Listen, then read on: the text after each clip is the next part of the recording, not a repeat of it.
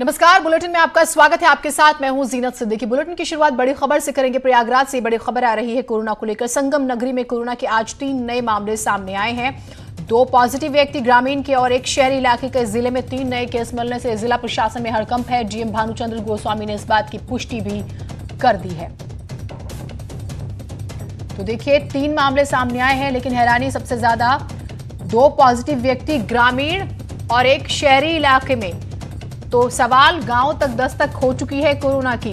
सर्वेश हमारे साथ, हमारे सहयोगी जुड़े हुए हैं। सर्वेश, ये 2 ग्रामीण जो है, बहुत ज्यादा डराने वाली सिचुएशन है फिर तो। जी, निश्चित तौर पर प्रयागराज ग्रीन जोन में आ गया था और यहाँ पर एक जमाती मिला था 5 अप्रैल को, जिसकी रिपोर्ट पॉजिटिव थी। उसके बाद जब उसकी रिपोर्ट निगेटिव आई, उसके बाद पूरा प्रयागराज जिला ग्रीन जोन में आ गया था। लेकिन आज एक अचानक खबर आई कि 3 व्यक्ति जो है जिले में अब कोरोना पॉजिटिव पाए गए हैं।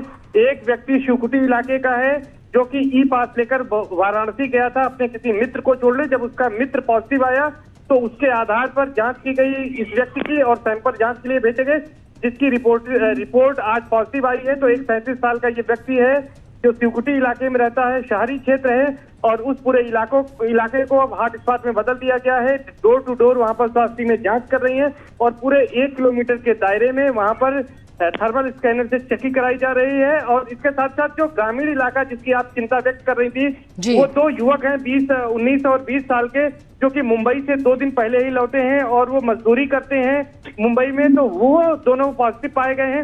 वो जब यहाँ आए थे तो उनमें कोरोना के लक्षण थे, जिसके आधार पर स्वास्थ्य विभाग की टीमों ने उनके सैंपल लेकर जांच के लिए भेजे थे और वो दोनों पॉजिटिव आए हैं।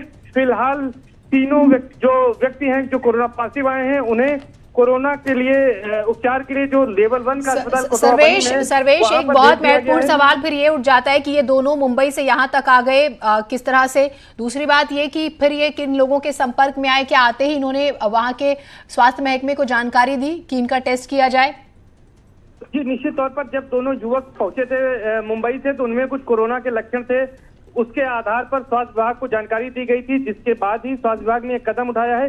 लेकिन ये वाकई बड़ी लापरवाही की बात है कि आखिर मुंबई से किस तरह ये लोग वहां तक पहुंच गए अपने घर तक। और चूंकि वो ग्रामीण इलाका है तो किनसे संपर्क में आए हैं। प्रशासन के लिए, स्वास्थ्य महकमे के लिए ये एक बड़ी चुनौती है। ठीक, बिल्कुल, बहुत शुक्रिया आपका। अपडेट्स आपसे लेंगे, लेकिन ये वाकई बहुत बड़ी खबर इस वजह से हो जाती है कि मुंबई से कोई यहाँ तक आ जाता है और उसके बाद वो कोरोना पॉजिटिव है, कितने लोगों के संपर्क में आया, प्रशासन से कब जांच कराई, लेकिन क्या गांव तक कोरोना पहुंच गया है, बड़ी खबर।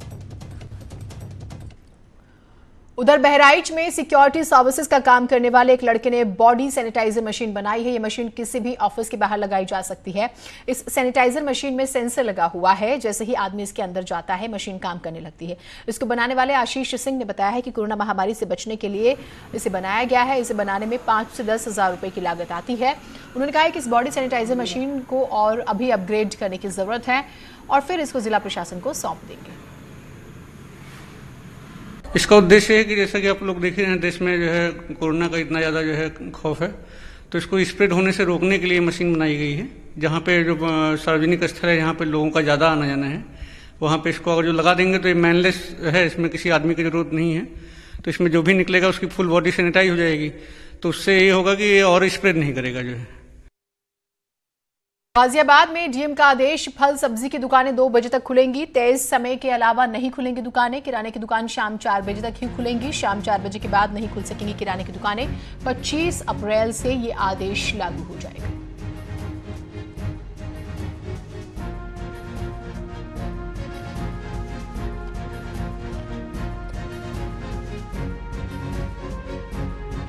तो किराने की दुकान जो है शाम 4 बजे तक खुल सकेंगी और 25 अप्रैल से आदेश लागू होगा।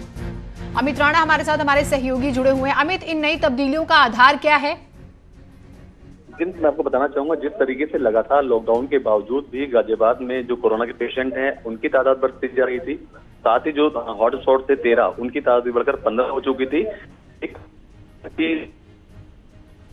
जी, चलिए, शायद तकनीकी खराबी की वजह से जो है बात नहीं हो पाई। बहुत शुक्रिया आपका। कोरोना के खिलाफ जारी जंग में पुलिस लगातार अपने कर्तव्यों का निर्वाह कर रही है, तभी तो उन्हें कोरोना योद्धा कहकर सम्मान दिया जाता है। लखीमपुर खीरी में एक महिला सिपाही ड्यूटी करने के साथ साथ मां के फर्ज को भी बखूबी निभाती नजर आई। महिला थाने में तैनात महिला सिपाही सीमा सिंह चौहान जब ड्यूटी पर आती हैं तो उनके साथ एक 1 साल का बच्चा भी हो। घर का काम वाम करना, उसके बाद इनको सबको तैयार करके, और सब खाने पे भी हेल्प मिल जाती है, काफ़ी सपोर्ट करते हैं सब। अच्छा, तो बड़े वाले को मतलब हस्बैंड को? हाँ, बड़े वाले को सर हस्बैंड लेके जाते हैं और इनको मैं लेके आता हूँ। तो ड्यूटी से कैसे एडजस्टमेंट होता है बच्चों के साथ? सर बच्चा जब तक मैं रहती हूँ तो बच्चे को साथ में लेके थाने पे रहती हूँ, शाम को जब यहाँ से छूटते हैं तब साथ लेके। लॉकडाउन में बहुत से लोग जो हैं तरह तरह से गरीबों की मदद कर रहे हैं। पीलीभीत जिले में एक ऐसा कम्युनिटी किचन चल रहा है जिसकी हर तरफ तारीफ हो रही है। थाना बिलसंडा क्षेत्र में 5 होम किचन चल रहे हैं जिसमें हर दिन 2 से 2,500 लोगों का खाना बनता है।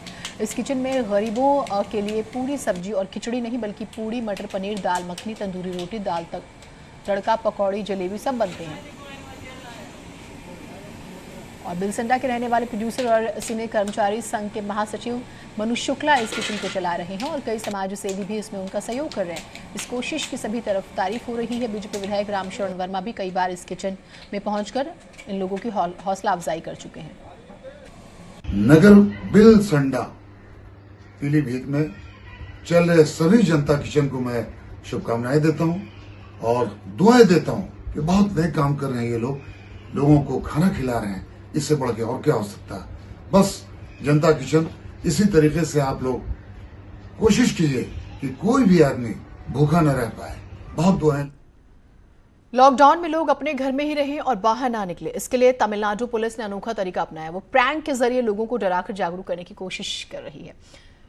तिरुपुर पुलिस अपने साथ एक एम्बुलेंस लेकर चलती है और जो लोग बेवजह बाहर निकलते हैं, मास्क नहीं पहनते, उन्हें पकड़कर एम्बुलेंस में बिठाती है। उन्हें नकली कोरोना पेशेंट के पास बैठने को कहा जाता है जिससे वो काफी डर जाते हैं। डर के मारे वो चीखते चिल्लाते हैं। कुछ भागने में कामयाब भी हो जाते हैं। जो भाग नहीं पाते, नकली कोरोना पेशेंट जब उनके पास जाने की कोशिश करते हैं तो वो डर के मारे मास्क पहनने लगते हैं। प्रैंक की भाषा भले ही समझ में ना आए, लेकिन जो संदेश है वो बिल्कुल साफ है कि लॉकडाउन में जब तक बेहद जरूरी ना हो, घर से बाहर ना निकले और जब भी निकले मास्क पहनकर ही निकले।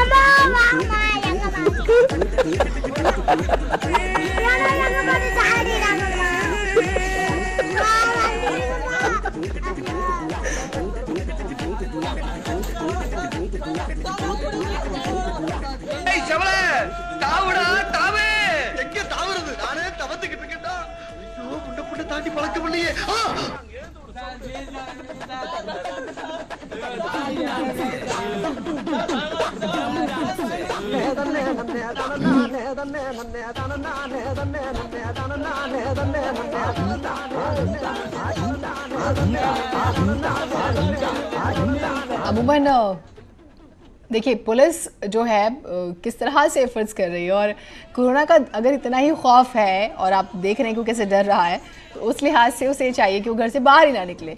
आई होप कि आप लोग भी इसे देखें और समझें पुलिस को किस तरह से मेहनत करनी पड़ रही है लोगों को ये समझाने के लिए कि आपके बाहर निकलने से आपकी और आपके परिवार की जान को खतरा है और बाकी लोगों को भी। लेकिन नहीं मानने के बाद ये भी तरीका इख्तियार किया गया और देखिए कैसे सभी जो हैं डर रहे हैं। एक वैन में जो है एक व्यक्ति को कि कोरोना पेशेंट है उस लिहाज से बिठाया जाता है और जो लोग बाहर घूम रहे हैं उन्हें फिर उस वैन में छोड़ा जाता है। और कानपुर में अब पुलिसकर्मी भी कोरोना की चपेट में आ गए हैं। हॉटस्पॉट एरिया में ड्यूटी पर तैनात एक हेड कांस्टेबल की रिपोर्ट पॉजिटिव आने के बाद थाने के 14 पुलिसकर्मियों को क्वारंटाइन कर दिया गया है। इसमें 2 सब इंस्पेक्टर और 12 पुलिसकर्मी शामिल हैं। इन्हें एक होटल में रखा गया है। डीआईजी ने कहा है कि पुलिसकर्मी इस बीमारी की चपेट में ना आए, इसके लिए तमाम उपाय किए जा रहे हैं।